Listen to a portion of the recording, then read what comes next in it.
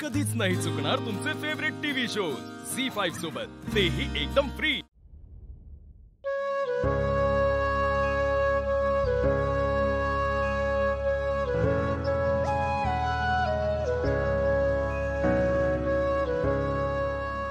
होय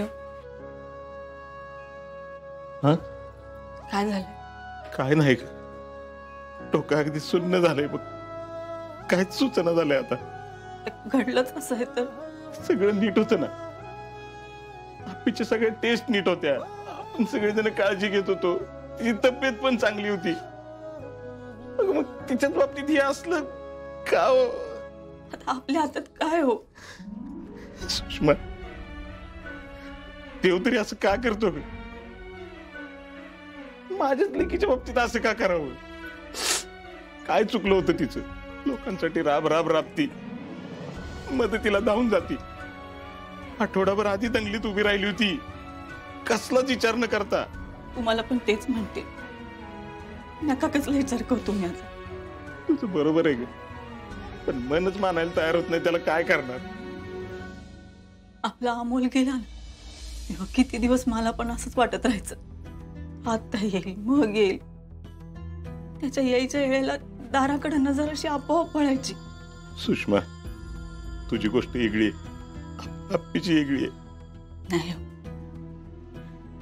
आई बापासाठी आपलं मूल गमावणं हे जगातलं सगळ्यात मोठं दुःख असतं, ते आपल्या वाट्याला आलं। आता आपल्या लेकीच पण खरंय तुझं, पण आपल्या आप्पीला आपणच यातनं बाहेर काढलं पाहिजे की नाही? आज आप्पी म्हणली बाळाचा आवाज येतोय, काळीच गलबललं ग माझं।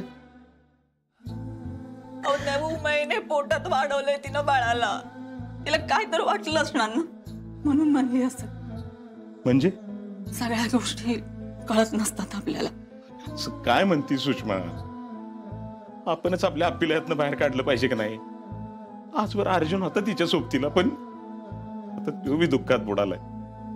आणि बघ, दुःखाचं असं आहे ना, जेवढ्या लवकर विसरता येईल ना तेवढंच बरं असतं। काही गोष्टी विसरायच्या म्हणलं ना तरी नाही विसरू शकतो।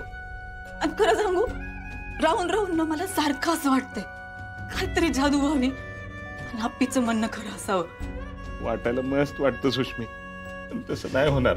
अहो, कळतंय ना, मला सगळं कळतंय, मी तरी बी वाटतो। तुम्हाला पण वाटतंय ना तसं?